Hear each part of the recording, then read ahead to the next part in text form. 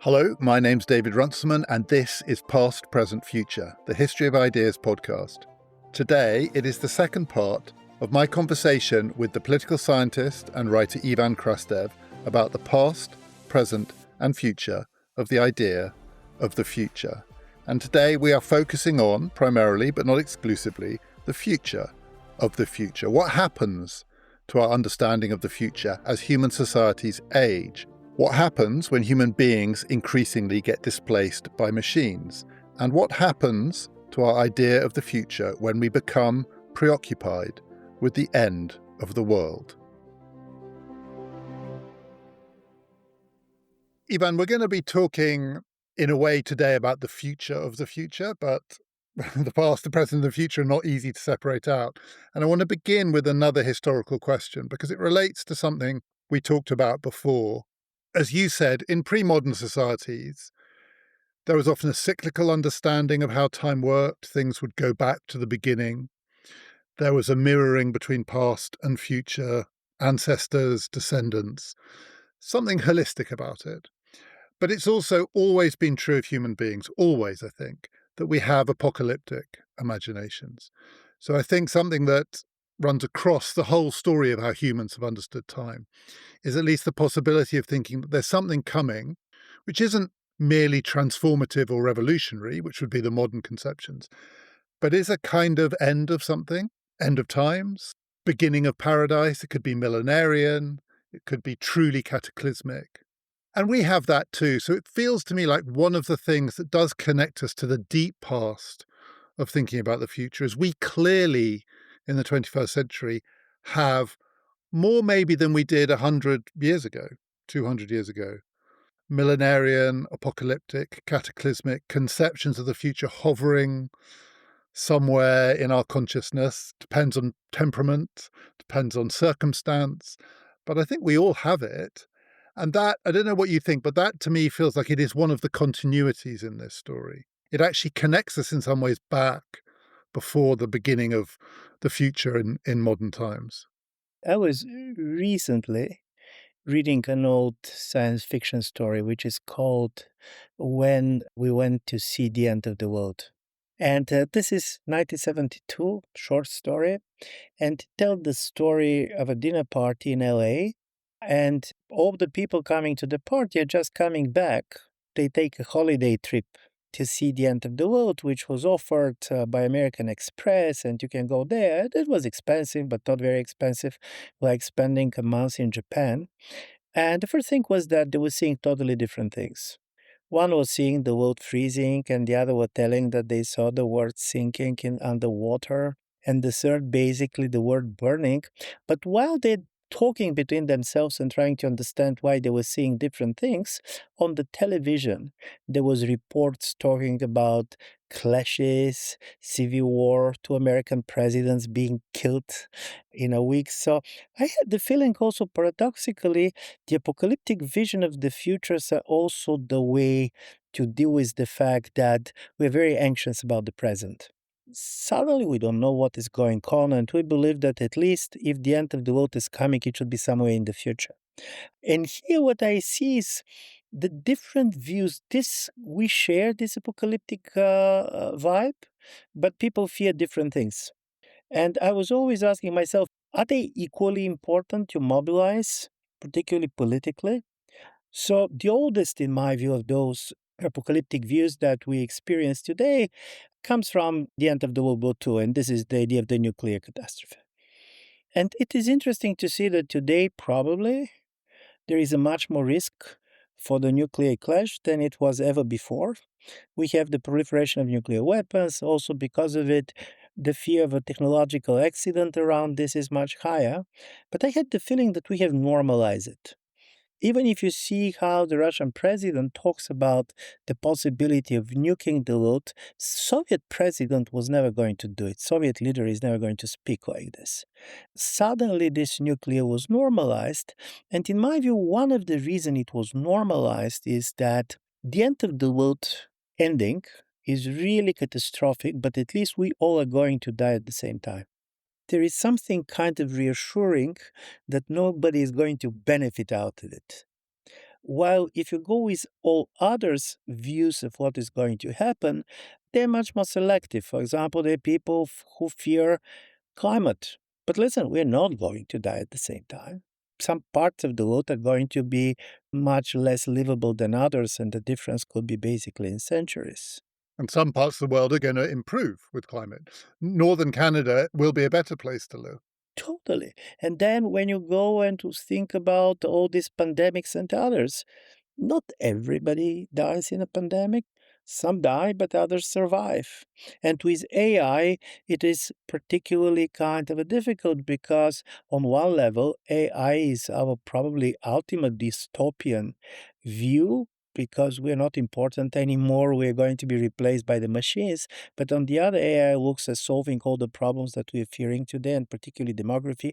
So our view was the demographic panic that fear that our world is going to die, but others are going to stay, that the world is going to be inhabited, but not by our children, and all this great replacement theory turned to be with the highest mobilization power, exactly because this is not simply about the end of the world, but it's the end of our world.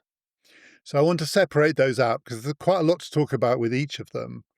And they do suggest different versions of future and future anxiety, future shocks. The nuclear one is interesting to me because, so we talked last time that a very important date in the history of the future was 1989 or 1991, but 1945 in some ways even more important. Everybody had a sense that a new version of the world was born because it was a world in which the possibility of annihilation was real. It took a while because it required there to be two superpowers with these weapons. But from that point on, through to my childhood, and I imagine your childhood, when I had a very clear understanding from a very early age that I was living in a time when it all could end. And it was, as you said, some people were terrified by it. I remember my sister was terrified by it.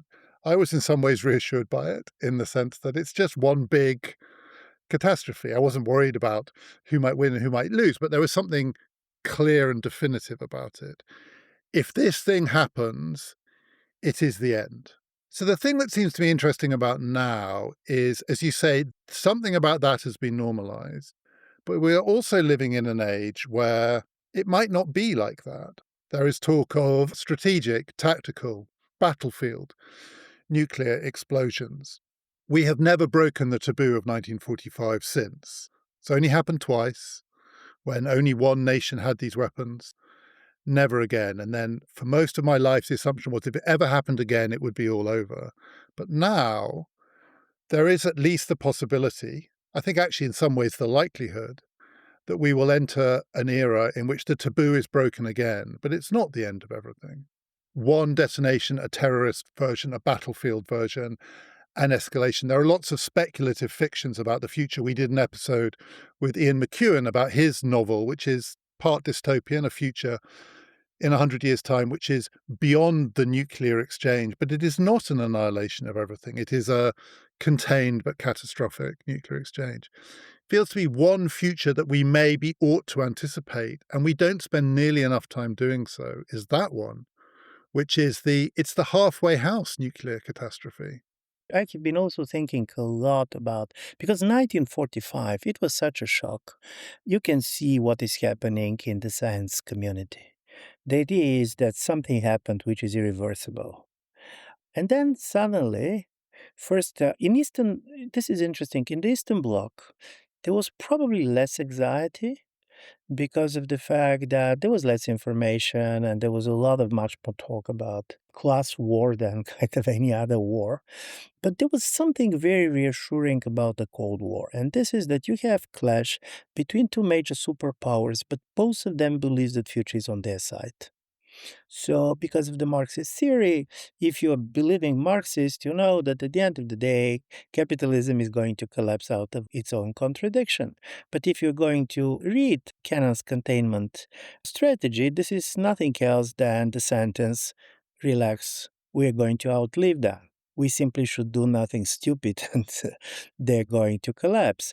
And I'm saying this because as a result of it, this fact that both sides believe that future is on their side is probably one of the reasons the Cold War never went hot. If you believe that future is on your side, even if you're going to fight better tomorrow. And secondly, the nuclear weapons was just three, four powers, but basically two of them, the superpowers controlling it. And also, when you see how the atomic weapon was strategized, and people like Aron and others are really going to claim that it was the way everything is changing, how we think about peace, how we think about the war. But the critical thing was that after Caribbean crisis, which was really on the edge, if you go in 70s and 80s, the major fear was not that one of the superpowers is going to attack others. The major fear was that there could be a technological miscalculation, that something can go wrong. And one of the real heroes of the Cold War was the Colonel Petrov. This was the Soviet officer who saw on his computer the American missiles coming, and he was sure that it could not be true. So he didn't basically send a command to respond. I think that what is interesting today is exactly what you're saying. Suddenly, nukes became a conventional weapon.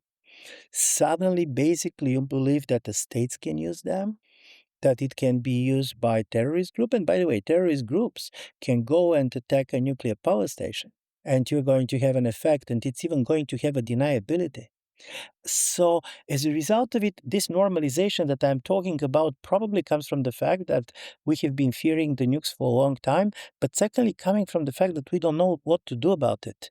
Because when you are so much scared that you don't know what to do about something, you try to neglect it. Basically, you try to believe that it is not as important as it probably is. It's interesting, isn't it? Because we are, with respect to nuclear weapons, we are most of us fatalists. People weren't fatalists in the 60s, the 70s, the 80s. Again, when I was growing up, it was a very galvanizing political issue. Campaigns for nuclear disarmament were real and they were politically significant. It feels like that's history now. I don't know what it's like in Bulgarian politics but in British politics, no one talks about this. Nobody talks about this. Occasionally it comes up in the sense that, we're about to have a new prime minister and people know that the first thing the prime minister does is writes the letter to the commanders of the nuclear submarines, giving them instruction with the authority of the prime minister. And it's always somewhat comic to think about it. So our new prime minister, this guy, Andy Burnham, the mayor of Manchester, is going to be writing these letters. And there's something almost farcical about that. So it's entered the realm of farce. We're fatalistic about it, but there will come a point where the fatalism isn't simply the fatalism of people waiting for the end of the world. It's waiting for an event which will change everything. If that taboo is broken again, we are in a completely different future. But there seems to be almost no preparation for that future, in the way that there is quite a lot of preparation for the climate future, about which we're also fatalistic. But the nuclear one, I don't know if it's the imagination doesn't stretch that far. It's very hard to think what the post-taboo breaking world will be like. Say, somewhere in Eastern Europe or somewhere in Asia, Pakistan and India, there is an exchange. It's contained, but it is an exchange, or even a one-off event. I'm not sure our political, even our moral imagination stretch to what comes next. I don't think mine does. I have to say, I'm not sure mine does. Somewhere in the summer of 2022, when basically the war in Ukraine turned that the Russian troops has been withdrawing, the New York Times basically reported that the American intelligence has intercepted a quite active exchange of emails and messages within the Russian general staff about good tactical nuclear weapon is not going to be a strong signal that it cannot go like this. And I do believe that something was happening which is paralyzing us for three reasons. One is our societies, and this particularly true in Europe, we're post-war societies in a much more profound sense than simply that Europe came as a result of the ashes of the World War II. But secondly, you have societies that cannot see themselves fighting. You have all these opinion polls where basically Germans said, no, I cannot imagine dying for my nation, and so on. So suddenly, then you want your country to have a nuclear because you don't believe that anybody else is ready to die for it. And secondly, for small countries, particularly now when security alliances has lost their mythical power and even NATO starts to look for many like the 21st century version of the French Maginot Line, which simply has paralyzed the French security imagination on the eve of the war. Having a nuclear power, even without really imagining what it means, became the symbol of sovereignty. So to be sovereign, you should be nuclear.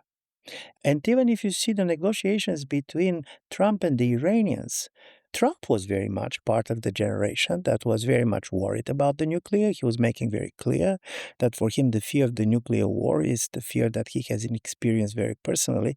But then suddenly he said, come on. What's so important if they're going to have nuclear? Who does not have a nuclear anymore? I have the feeling that there is something incredibly important of apocalyptical imagination is the way to move something out of the policy agenda. You get apocalyptic because he said it's not about politics. Suddenly, nuclear war starts to look like a natural phenomena.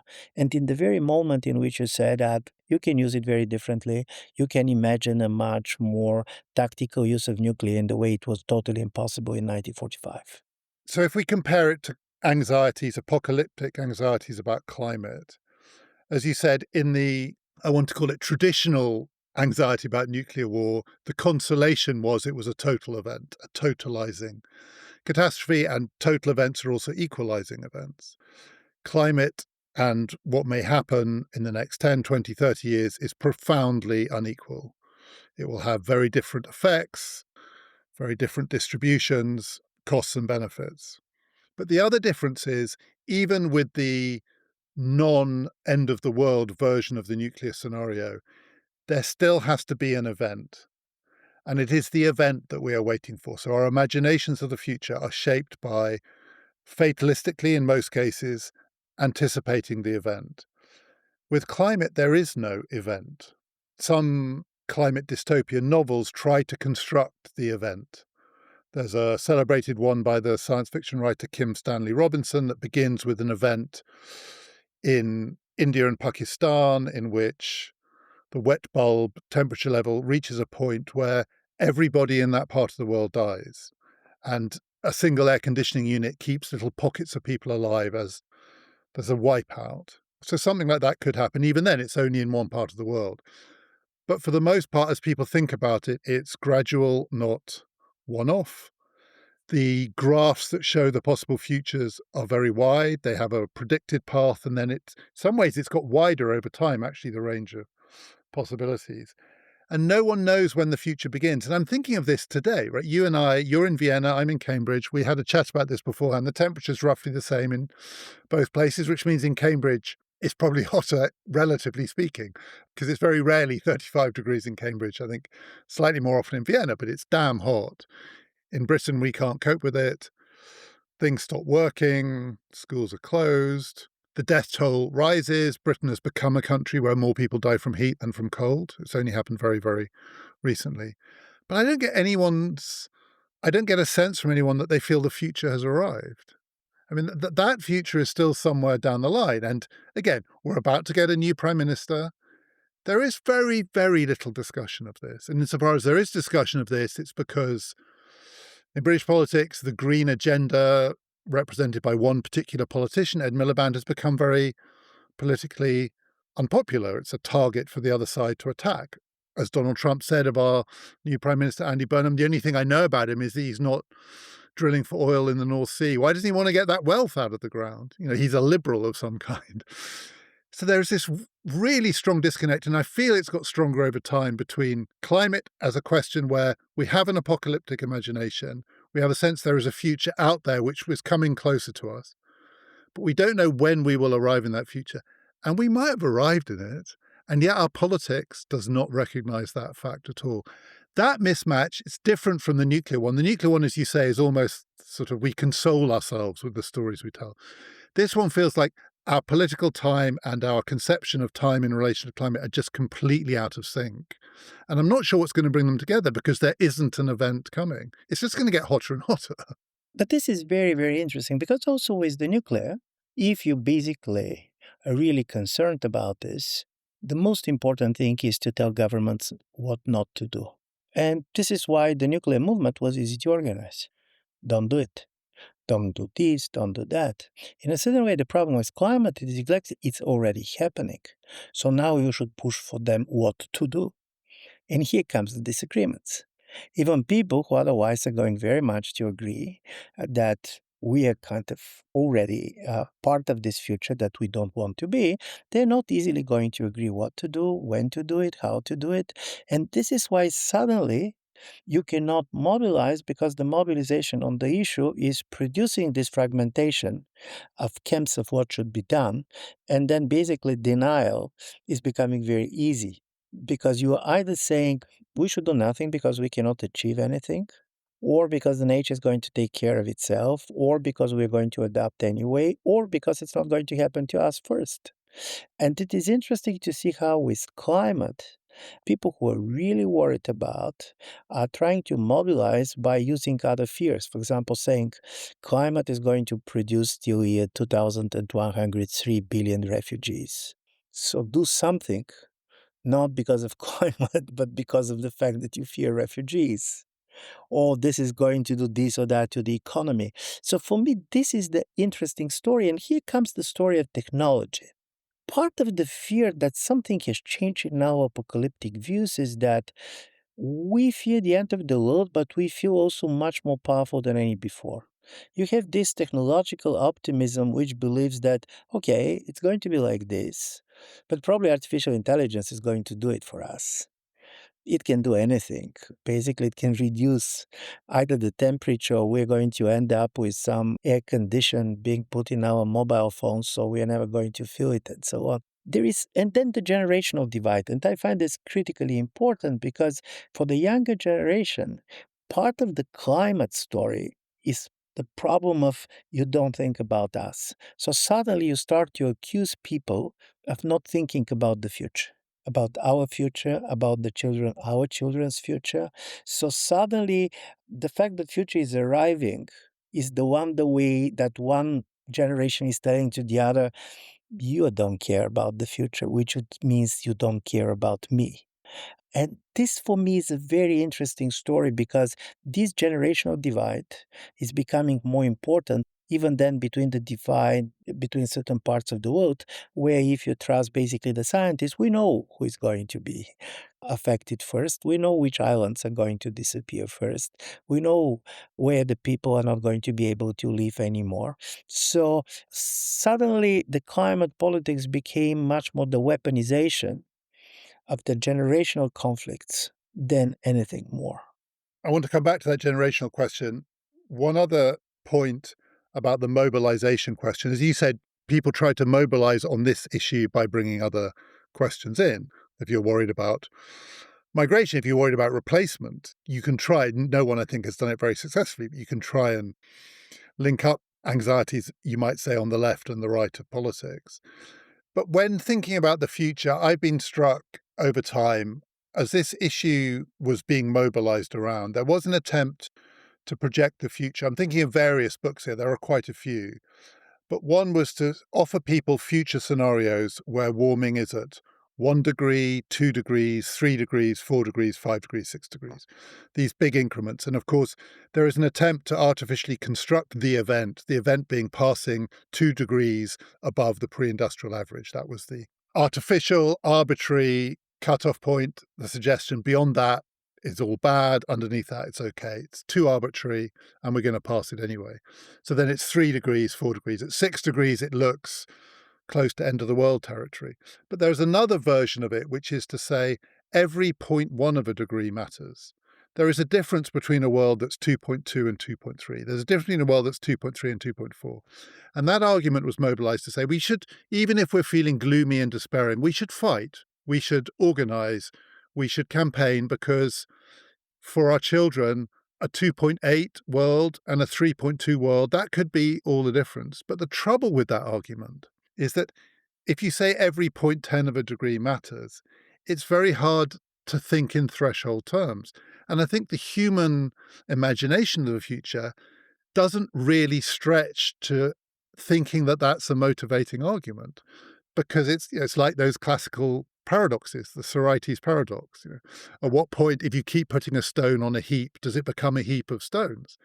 And the human brain, I think, doesn't have the capacity to turn that into a mobilizing argument. But the trouble with climate is the other arguments, 3, 4, 5, are too obviously arbitrary. So I think we're stuck, actually. The boiling frog story. You're boiling, but you cannot tell the story. Basically, the frog itself cannot tell a mobilization story because it is only the frog who does not understand what is happening to it. And this is why one of the paradox of this is that as a result of it, the climate produced two type of people. On one level is a climate activist, which basically are forced to over-exaggerate on certain issues in order to be heard and to believe that almost any point is a threshold. And on the other, people who said, come on, it's hot. It was hot before. I remember when I was a kid, there was such a hot summer. Why we should try to make much out of it? And this is interesting because there was a moment in which you had the feeling that climate really was going to produce, first of all, quite a society mobilization, but also has the idea to change the world, to change politics. It's interesting. Any kind of a government who decides to go for a cooperative behavior. This was true for Gorbachev in 1980s. This was true basically for Obama and others. It was the climate. Climate does not understand our old type of politics. We need to cooperate. None of us can solve it on its own, even if the United Kingdom is going to do anything that you could do, if others are not doing this. And then also I do believe it comes with this trust that the market is going to deal with this anyway. That there are going to be some economic incentives, see what the Chinese are doing, and they're going to manage to do it. So we should not take care of it because unlike the atomic bomb, unlike the nuclear weapon, here the market can deal with it. You don't need to have special policies on it. The other person who embodied both of those was Margaret Thatcher. Margaret Thatcher, the only issue on which she was a collaborator, a cooperator, was the climate questions, partly because she was the first British Prime Minister of modern times to have a science degree. But with her, it also went along with faith in progress in the future and our ability to mitigate it. But the two things went together. I think she believed genuinely that this was the one question that might generate a new kind of politics. Didn't happen. On the generational issue, so this is bigger than just climate, and I want to broaden it out. We are living in a world which is multi-generational in a way that was not true before. So for most of human history, there were parents and children, and a few lucky people got to be grandparents.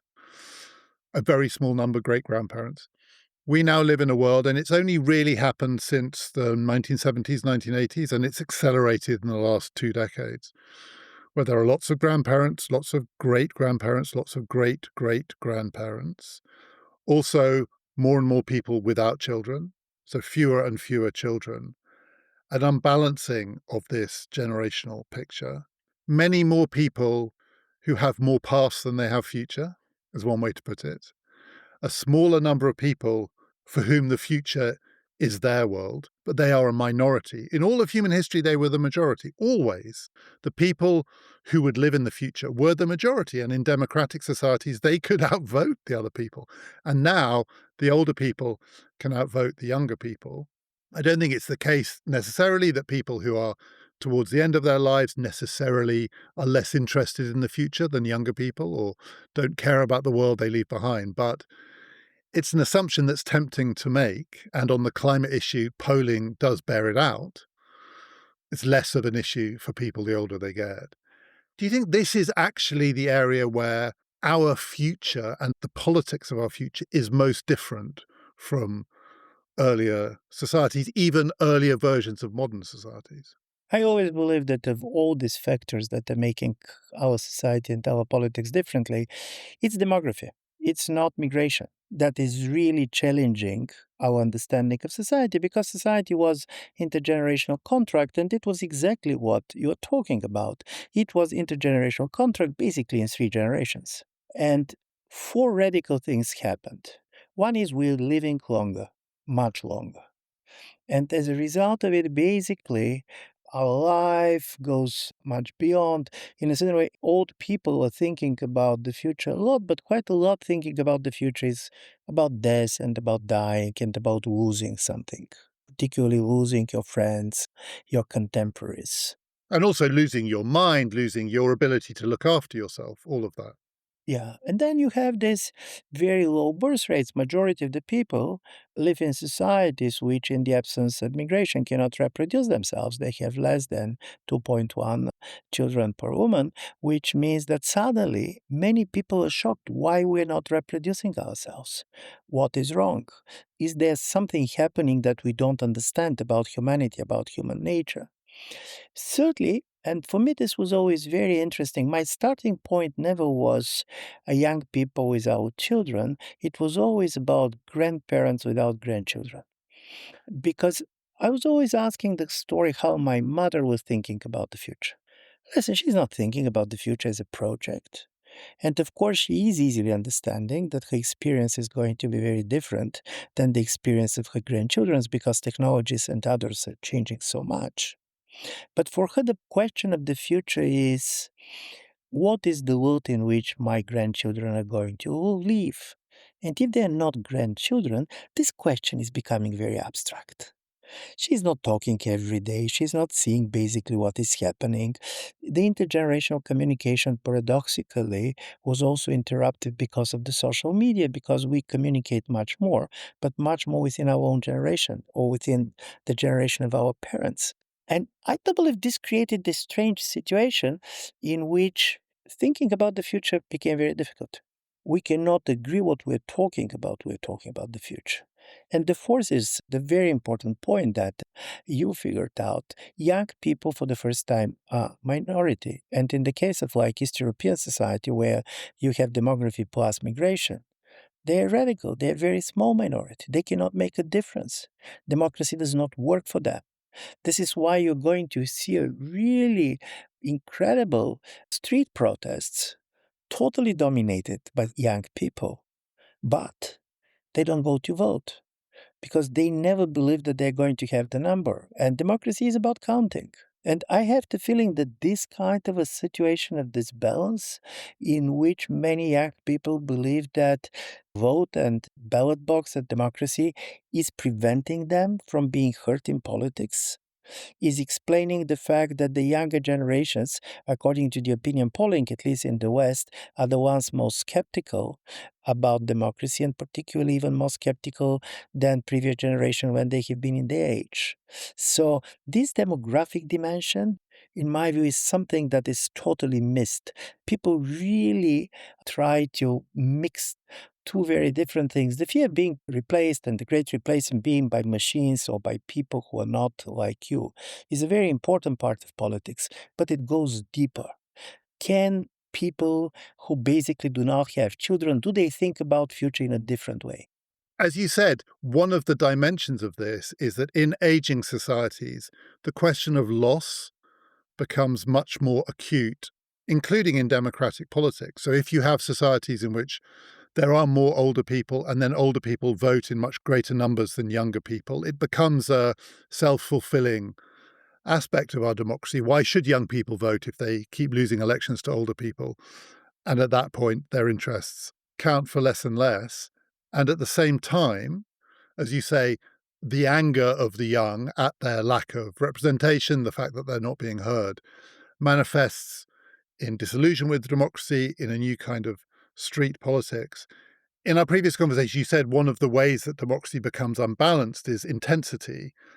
It is the equalizer. It doesn't matter how strongly you care, you only have one vote. But we're now almost moving to an era in which the people who vote are the people who are basically expressing their very human loss aversion.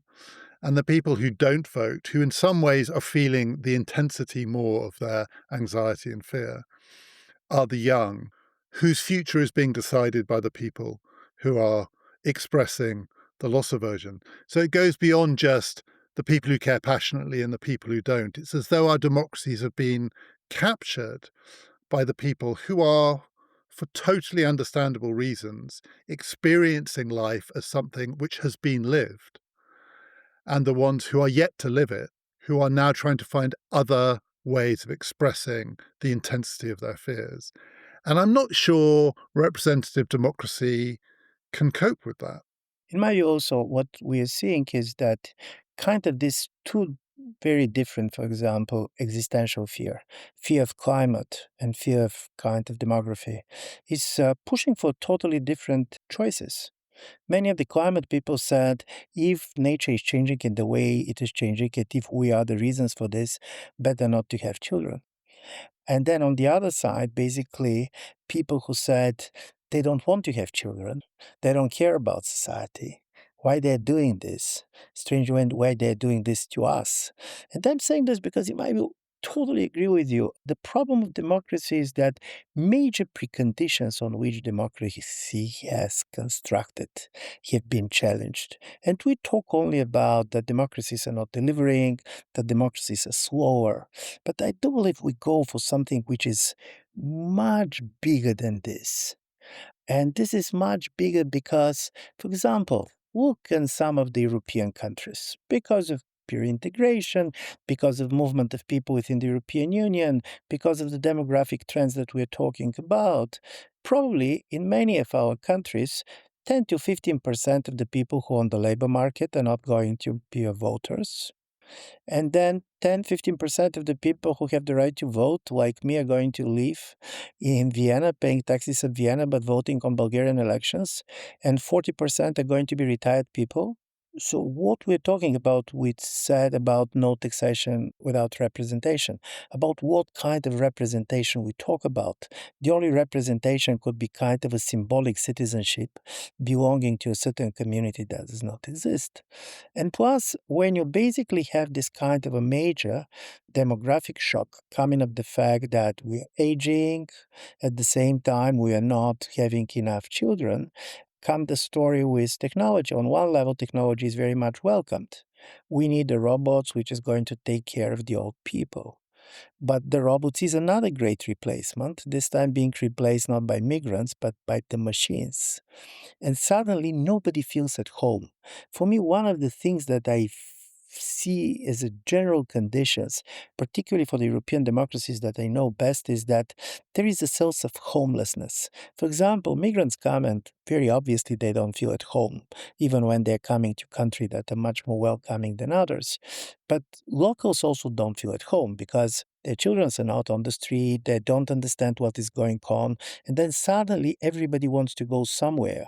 So vote for the far-right party for me was always a migration in the past because vote and the ballot box is the only place from which you can fly to the past.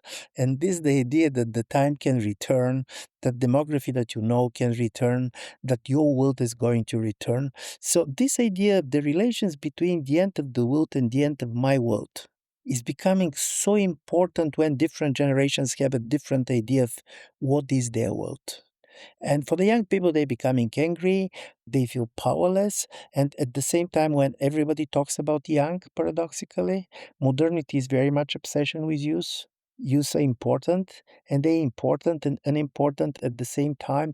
I remember reading the novel The Children of Men, and this is very interesting because when there is nobody has been born in a country, and then suddenly the younger generation become totally spoiled and they start to do all these awful things and society go very authoritarian because democracy needs this idea of time and future also as a bigger young generation, which can reassure that they're going to be a different world. And from this point of view, youth as a minority, in my view, is a problem for democracy as a whole, regardless of where these young people are, regardless of how they see world, regardless of how they're voting. You called it a demographic shock, like the climate question. It's not experienced as a shock, or at least not yet. It's hard to overstate how quickly this has happened. The Chinese state was still prohibiting Chinese citizens from having 3 children a decade ago, and the Chinese state would now give its citizens almost anything they want to have 3 children. This has happened not just within human lifetimes, not even within generations, within a single decade in some places, but it is not experienced as a shock.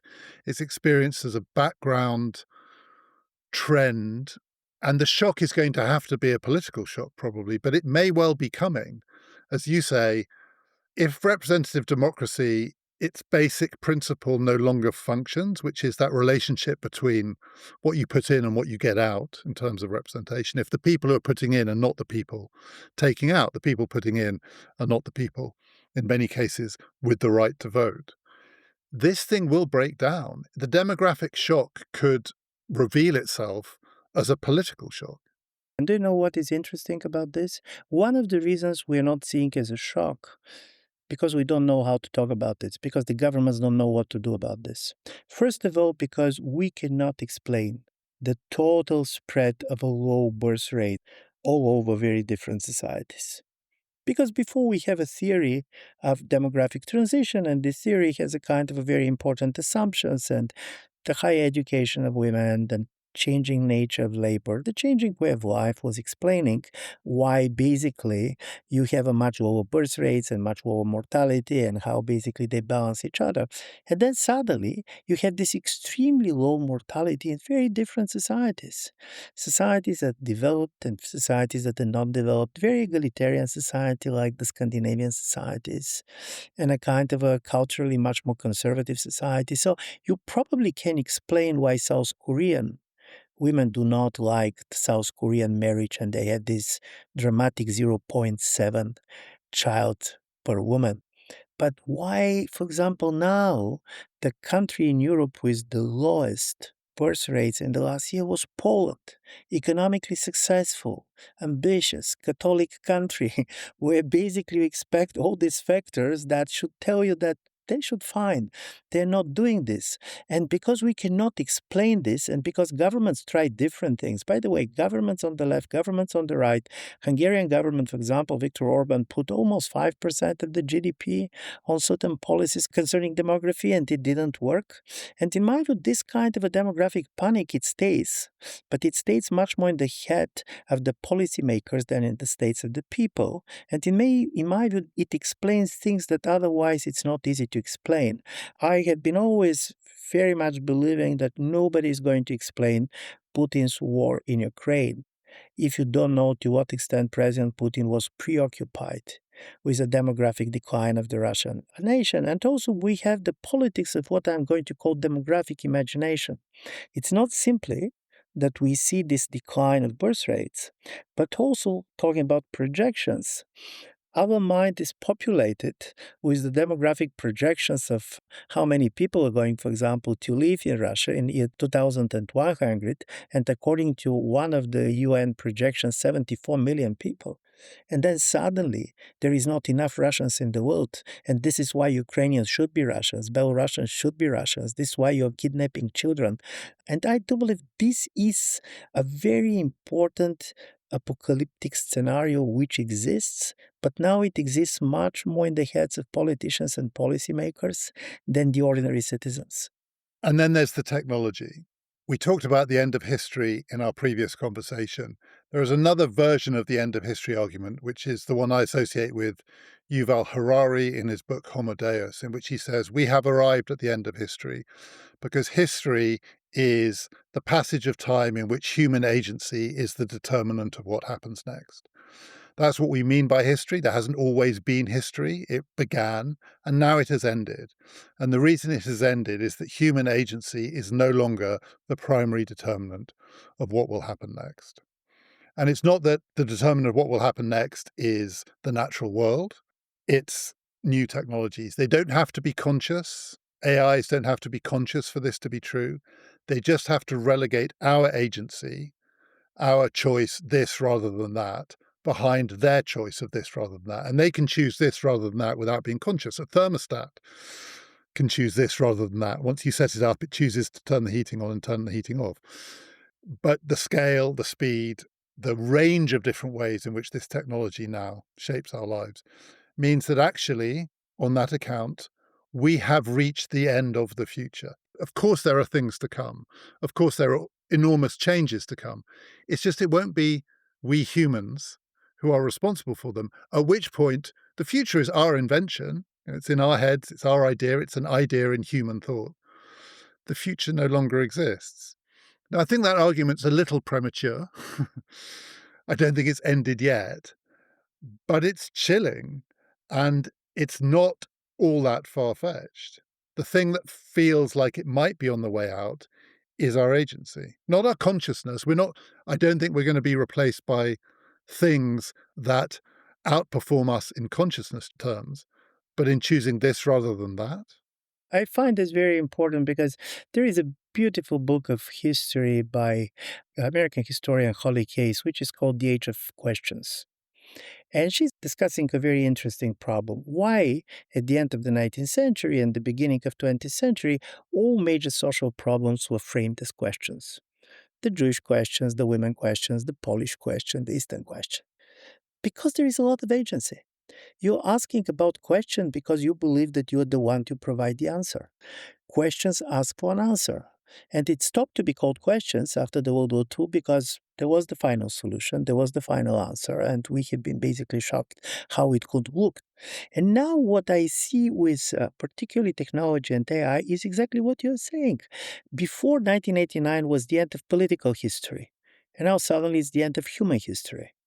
Things are going to happen. We're probably even going to enjoy it, but we cannot be sure anymore that it was our decision. Even if it was our decision, we cannot be sure anymore. And also with the technologies, and I was thinking quite a lot about this, technology is not coming equally to all of us. It arrives to some people much earlier than others. When it comes to the idea of immortality, some people, basically the richer and super rich, are going to have more chances to be immortal than others. But this is the ultimate inequality. The inequality between mortal and immortals is the equality between gods and man. And as a result of it, I have the feeling that politically, the end of human history is the moment when we are back to a kind of the world of Greek mythology. You have some people who have so much power, which is not coming from institution, but very much come from technology and things associated with it, that others has the feeling that they're just a toys in the game of the gods. And then this is changing the idea of politics totally. As a human, we don't know what it means to have an agency. Is some of these people human? In my view, even this kind of a fantasies that we have about political elites, for example, what is happening on the Epstein Island. I was reading some of thousands of conspiracy theories, but this is what normally in the mythology we're telling that is happening on the Olympus. All these kind of awful things that it's not about humans anymore. So these kind of a distinctions between elites and not elites as kind of a humans and not humans, it is the result of this end of the agency in the way we have normally thinking about this when there was a future that was a project. You said before that in that ancient conception in which our agency is minimal, we're the playthings of the gods, we're also the playthings of the natural habitat in which we live, we're at the mercy of disease. To be human for most of human history was to be the victim of fates that you have no control over. But the thing that we had going for us, which the immortals didn't, is we could be brave because we could express our agency through what we were willing to sacrifice for. Now, that's where it feels disanalogous in some ways. So we're entering a world which is like the world of Olympus and the world of the mortals, but without the glory, without the opportunities for virtue, because we are also going to be living in that world conditioned by technology where acts of sacrifice and bravery are, I think, likely to feel to most people completely futile and pointless. It's quite hard, actually, to be brave in that world if it's the immortal humans with their machines and us as their playthings. This story which Woody Allen basically expressed, he said, I want to live forever, but not in the hearts of the people, but in my apartment in Manhattan. And this story, this is also a very interesting idea of immortality, because immortality means the absence of future. Because in a way, future is a political time which you cannot inhabit. You can think about it, you can try to construct it, you can imagine it in it, but in a certain way, you're really never going to live a future. And this story in which when the immortality enters the imagination of the human, the future is retired. So then to finish, because this is the question. I think it is one of the questions of our time, which is the idea of the future is itself something with a history. It has a beginning. Do you think we're at the end of it? So not the end of history as such. There are lots of ends, just as the late 19th century was the era of the question, the woman question, the Jewish question, the Polish question. The end of the 20th century was the era of the end. We were always at the end of something. Often we were at the end of bad things. We had got rid of this, but also we might be at the end of history. It's sometimes called endism. I don't think we're in the age of endism in that sense anymore. It was a slightly complacent view about the direction of travel. But do you think we are coming to the end of the idea of the future in the modern sense, in that 2, 3, 400 year arc, in which it was the central building block of our political and indeed in many ways our moral imaginations? Do you think that we might be at the end of the future? I do believe we're post-future. And we're post-future because future is not a project anymore. Even when we pretend the future being a project, we're much more faking it because we don't believe in our agency, because we don't believe in the open nature of future. So, in a certain way, future could be perceived as something that threatened us or something that we try to dream about, but this is not the future that modernity promises us as a constituent part of our understanding of the world of politics and so on. So this is why there is no difference kind of anymore between realist books and fantasy books and so on, because this is what happened. Future stopped to be this distinctive concept which were making our time different than some of the previous time. And do you think there is anything that we can do about that in the sense that the story of human agency is not over yet? One of the ideas that we seem to have retired is the idea of the revolution, of revolutionary transformation, partly because the idea of the revolution was premised on the conception of the future. But maybe there needs to be a more revolutionary politics to reclaim the idea of the future. There's an instrumental argument that we should try out revolutions, not because we believe in them, but because at least they presuppose the possibility of the future in the modern sense, because without that, we are lost, I think.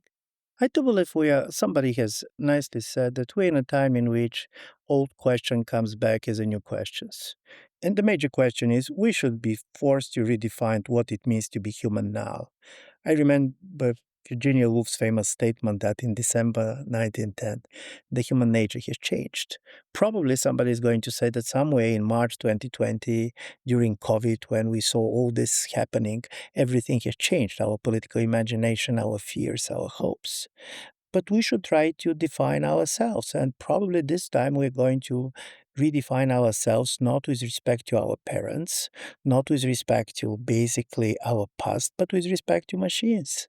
And you're starting to ask these questions why we're different, what they really cannot do, what we want to do, and what is going to be our relations with them. And this is not the world that I understand particularly, to be honest. Machines is not something that I'm used to live with. But I can imagine that for the next generations, it's not simply about regulating machines from the point of view, this is not an instrument anymore, how to use better. This is the problem, how to treat the machines in the way to basically, the meaning of human, to have something that gives us agency. And I do believe it was Giuliano Diampoli that said something that I found quite interesting. He said, when politicians talk to the tech leaders, this is like Montezuma talking to the conquistadors. You don't know who they are. Are the gods coming to you? Are the invaders? And in a certain way, Montezuma was going to basically do better if he believes that they were invaders and not gods. And the other thing that these machines do not have is a conception of the future. They are prediction machines. That's how they operate. They have a conception of what should come next. But the future is a deeply human idea. And a world of machines is a world without a future simply because they don't have one. They have future states, but that's our projection onto them. The future is human or it's nothing. And from this point of view, there is a kind of a negative correlations. The easier it is for you to predict what is going to happen, the least basically human your future is going to look like. And we're going to enter much more in the world, which is easy to predict and more difficult to understand. Coming next on PPF, it is a new series, or rather it is the return of a series we've done a couple of times before with a big new set of episodes about the history of bad ideas. We're going to be talking to guests, some of them old, some of them new, about ideas they either think were born bad or went to the bad, or aren't necessarily all that bad in themselves, but have done bad things to not such bad people. Some of the ideas that we are going to be talking about in the history of bad ideas include hysteria, narrative history, decadence, utilitarianism, the electoral college, celebrity, the romantic hero, deliverism, short-form video, populism. As you can hear, it's an eclectic list. I hope you will find it an interesting list. The history of bad ideas, starting with Helen Lewis on the fascinating and troubling history of the idea of hysteria. That's next time. This has been Past, Present, Future.